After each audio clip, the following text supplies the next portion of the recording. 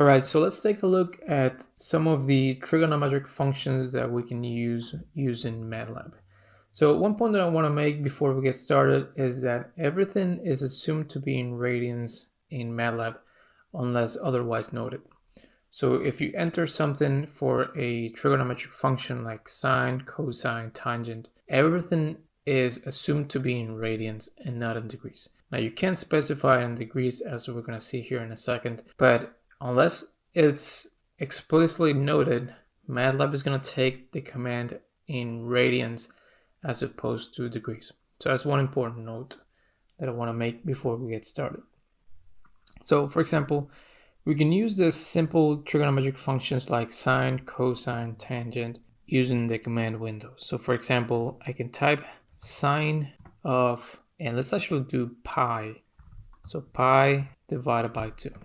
Or actually, before we do that, let's do just pi for now. So pi, if you want to enter the number pi, which of course is 3.1416, so on and so forth, you can do that using this command. So simply pi, open brackets, close brackets, or rather open parentheses, close parentheses.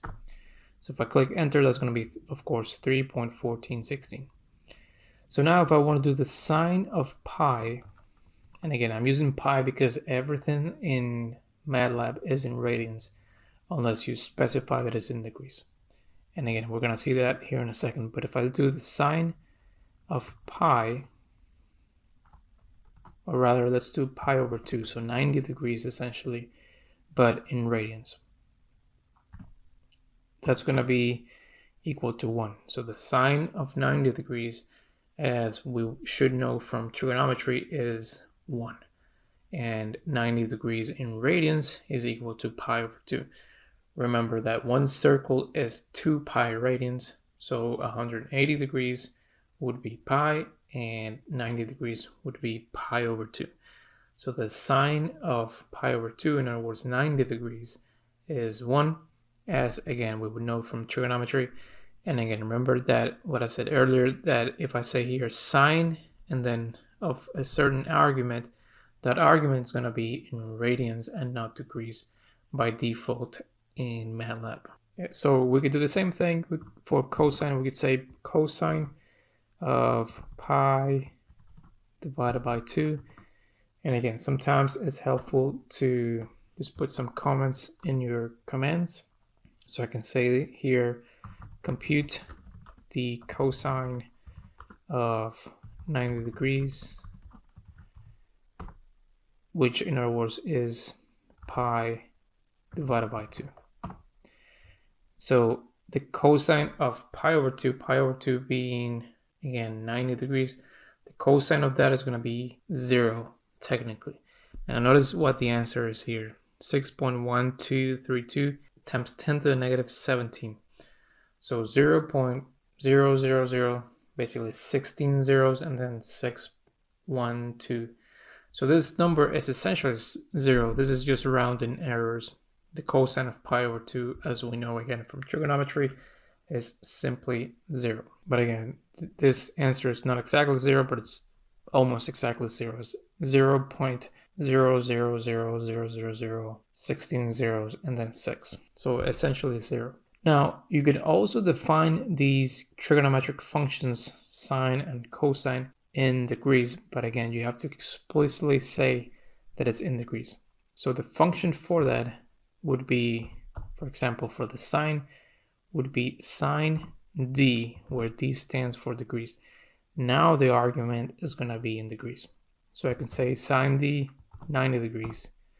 That's going to be, again, 1. So essentially, this command is saying sine in degrees of 90 degrees, while this one is saying sine in radians of pi over 2. And again, these two essentially would be equivalent to each other. It's just that this one, we're putting the angle in radians, and in this one, we're putting the angle in degrees. But they're the same thing. And of course, we do the same thing for the cosine. I can say cosine d for degrees of 90. And that should be, again, 0. So part of the reason why this wasn't exactly 0 is because pi over 2 when MATLAB calculates that, it's not exactly 90 degrees. So it takes pi and it rounds pi to a certain amount of decimal places and then divides that by 2, but it's not exactly pi over 2 per se. It's just a rounding of, or rather an approximation of pi over 2. All right, so let me clear commands so that our commands are over here at the top. And of course, instead of putting the angle inside the argument, you could also predefine the angle and then put that variable in the argument. So what I mean by that is I can say, for example, x equals 90, and then I can say, okay, give me the sign in degrees of x. And of course, that's again going to be 1.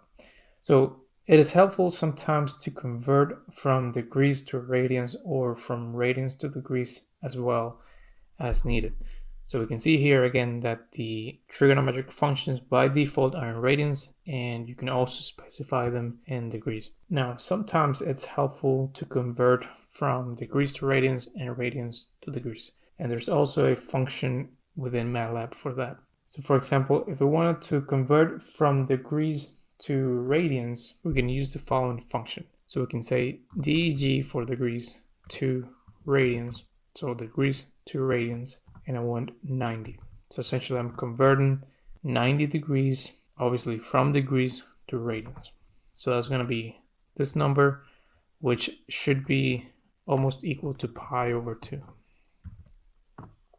And we can see that these two numbers match. Again, essentially what this command is doing is it's saying I want to convert whatever is inside the parentheses.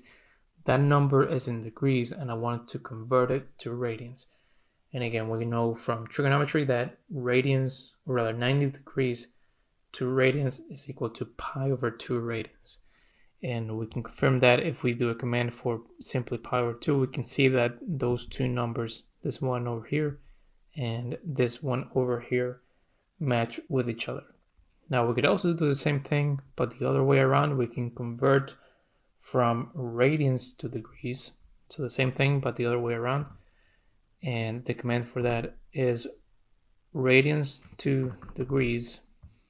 And let's say, for example, that we wanted to do pi. So again, from trigonometry, we know that pi is equal to 180 degrees. So if I hit enter here, I get that my answer is 180. I can do the same thing, radians to degrees of, let's say, 2 pi. So 2 times pi. And of course, 2 times pi is 1 full revolution, or 360 degrees. So if we click enter, that gives us 360 degrees, which of course is the same as 0 degrees. All right, so again, you can use MATLAB for trigonometric functions. If you want to get a complete list of all the functions that you can use within MATLAB, again, this help menu over here gives us all the functions within MATLAB. You can do a search for trigonometry. So let's type over here in the search bar trigonometry. Let's just do that. And you can see here we have sine, sine d. This is the other command that we used. Sine pi, arcsine, so the inverse sine over here. Same thing, cosine, tangent, cosecant, secant, cotangent, hypotenuse. And then you can do conversions. Again, these two are the ones that we did. So from degrees to radians, radians to degrees. We can also do from Cartesian to polar or cylindrical. We can do from Cartesian to spherical.